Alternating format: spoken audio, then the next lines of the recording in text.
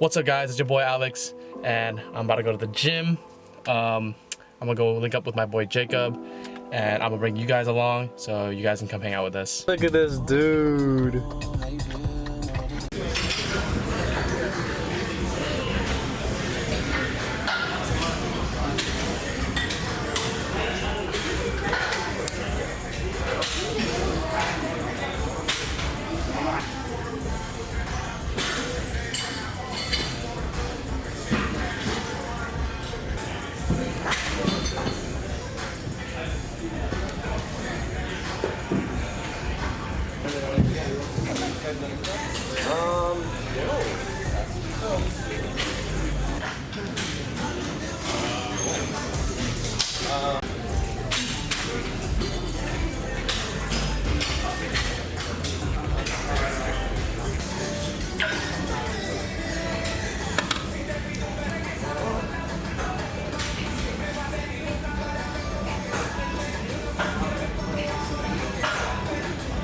I remember when I was like number 2 or 3.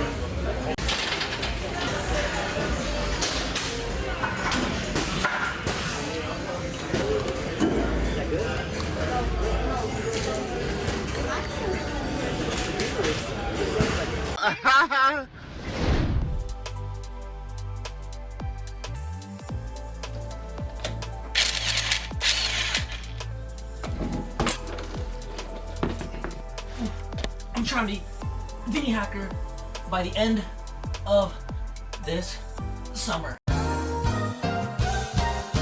It's charging. Alright, Alex's GoPro is charging.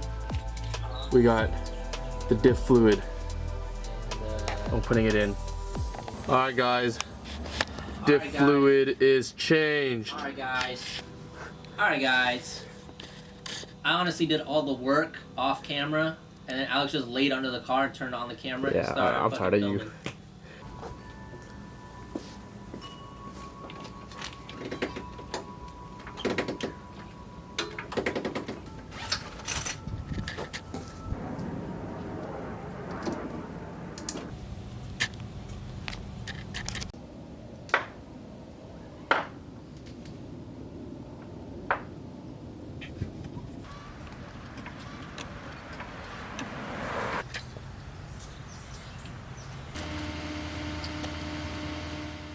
So a lot of you guys have probably seen this video right here. My name is Alex and I drive a 1987 Mazda RX-7 FC. And I thought it'd be a good idea to just make my own version of that video so you guys can get a deeper look at how much this build really costs. So starting off with the front end, this is a Turbo 2 hood. This can range anywhere from $300 to $1,000 depending on where you get it from and where you live. In this video that you guys saw, I said it was about $1,000, but I was just estimating because where I live, these turbo hoods can generally be pretty expensive. But a lot of you motherfuckers in the comment section of that video were coming at me for thinking I spent $1,000 on this hood. Here are some comments saying that I got robbed. But matter of fact, I got this hood for free because it came with the car when I bought it. So I didn't spend a dime on this hood. So moving on to the headlights, I replaced the stock glass bricks for these lighter and brighter Ray Briggs. These I got for about $200, so it wasn't that expensive. And onto the front bumper, this is a stock bumper, nothing special, S4 stock bumper, and I also threw on a Turbo 2 front lip, and this ran me $100 because I bought it off a friend. So another thing I noticed that in the comments, a lot of haters were talking about how I'm throwing turbo parts onto this NA RX-7, but honestly, all I can say is that the turbo hood and the turbo lip just accentuate the car and just make it look better. So honestly, there shouldn't be a problem with it. Moving on to my wheel and tire setup, I have a set of Graham Light 57 Pros wrapped in some RE71Rs. And this setup costed me $1,200. Again, tires included. Next, we'll talk about my suspension setup. I am running some BC coilovers. Nothing special, and these costed me $1,300. So I also have a Racing Beat front sway bar with Racing Beat end links, and that costed me about $250.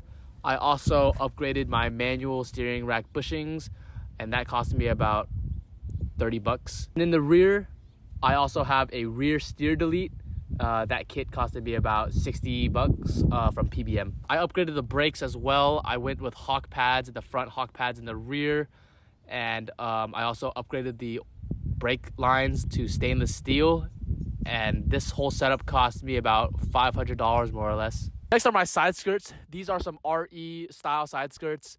I got these for $300. I think Shine Auto makes these, and they typically run $360 plus, including shipping, of course.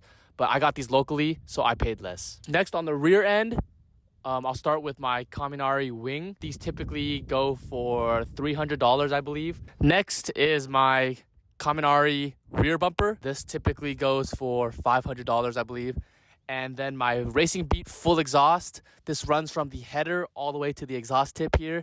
And this costed me $1,700 straight from Racing Beat. Seeker style sticker, free. SeekerClub.com. Moving into the interior, I'll start with my steering wheel setup. This is a Works Bell hub connected to a Works Bell quick release, connected to a Works Bell steering wheel. Now, this setup costed me about $1,100. Also, a lot of you haters out there were talking about how I got robbed for spending $1,100 for the steering wheel setup, talking about I spent $200 on mine. Well, that's because you motherfuckers are using steering wheels that look like this. Bruh. Next, I have these Garage Alpha floor mats, and these costed me about $200. Next, I have my Mazda Trick short shifter. This costed me about $220, paired with my Uprise shift knob. This costed me about $90. Shout out Uprise and shout out my boy Ian. My Pro Sport gauges, these costed me also about $200. And I also have a single DIN radio and an alarm installed. That also cost me about $200. Moving on to the engine and the engine bay, I'm really gonna take my time to dive into this build, because in that TikTok you guys saw, I went over it very briefly and just gave you a quick summary of what's been done. But for the sake of this video, I want to really inform you guys, because a lot of the comments in the comment section of that video were asking me about this engine. So I have my notes pulled up here, and I'm gonna read off what I think is the most important things that should be mentioned for you guys. So this was rebuilt by Jeff, shout out Rourke Motorsports.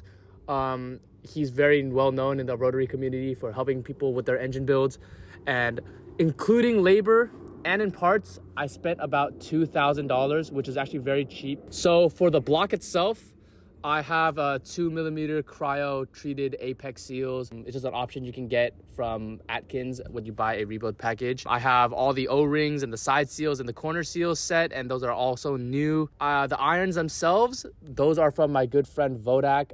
They're street ported irons, so yes, I am running a street ported motor. The housings were also used from another motor, and those ones are just a lot better shape than the ones I had. Connecting to the motor, of course, we have the transmission, and I'm running a stage 1 XD clutch with a Racing Beat lightweight steel flywheel. So this right here is an FD alternator. I replaced the stock S4 FC alternator with this FD alternator simply because this one is stronger, and the FC alternator couldn't power everything that I had going on inside the car at the same time without it, being weak. So attached to the alternator, I also have a dual pulley with the dual belt system. That's because I have my emissions deleted in this car, and when you delete emissions, it removes the air pump, and that belt has to go somewhere, so it hooks onto the alternator belt as well. This system you can get off of Bonsai for pretty cheap. I think the pulley is about 50 bucks. The belt you can get off of anywhere, Bonsai, your O'Reilly's, AutoZone. That'll cost you maybe like 20 to 30 bucks. And then the alternator, it was about 110 bucks from O'Reilly's. It's an AC Delco one. So moving on to my cooling system, I have a coil rad radiator that cost me about $300. I paired that with HPS silicone coolant and heater hoses. The heater hoses cost me about 120 bucks, and then the coolant hoses cost me about 170 bucks. I also have a new water pump and a new thermostat thrown into this car when I rebuilt it, and that cost me about $150. I also want to mention that I have Atkins stainless steel braided oil cooler lines. Those costed me about 280 bucks. I'm also going to mention a little bit of my maintenance. I basically got brand new essentials such as the brake master cylinder, clutch slave cylinder, clutch master cylinder. I also have a new thermal wax valve along with a bunch of new sensors, and I also deleted my FPD. For anyone who doesn't know, the FPD is the fuel pulsation dampener, and that tends to leak on the RX-7s as they get older with time, and they'll drip onto your headers, and that's asking for a fire. So another thing that I noticed was that a lot of people didn't believe that I got this car for $2,500. Yes, I got this car for $2,500 about 2 years ago now, and it was a barn find. And yes, the motor in this did run when I picked it up. It just needed some tuning and a battery, and I ran that motor for a long time before I decided to rebuild it. So all in all, this costed about $15,000, more or less, and we're not done here. So this is only gonna go up as the build continues, and I'm gonna take you guys along with me, and as always, not including maintenance. What's up, guys? If you made it to the end of this video, I wanna give you a big thank you. I just wanna clarify and throw out there that I am not here to show off my car or flex my car in any way. Matter of fact, this car made me really broke building this thing. I'm just here to personally show you guys my journey with building this RX-7, and for anyone that would build something similar. I know there were a lot of hate comments that was seen on that TikTok, but I'm gonna be honest, there were so many more positive comments that made my day when I was watching that video. I want to give a big shout out to Jacob from Seekers Club as well for making that TikTok that you guys see. He's a very good friend of mine, and he's doing his thing, so I want everyone to go check out Seekers Club and Seekers on YouTube. I also know that I haven't uploaded in a really long time, but I've just been really busy because I am still in school, and sometimes it gets just really hard to get around to making videos for you guys. But anyone who does watch, anyone who does wait for the next upload, I really appreciate every single one of you, and you guys are the reason why I even bother to make videos. So with that being said, I hope you guys enjoyed this video, and I'll catch you guys in the next one. Peace.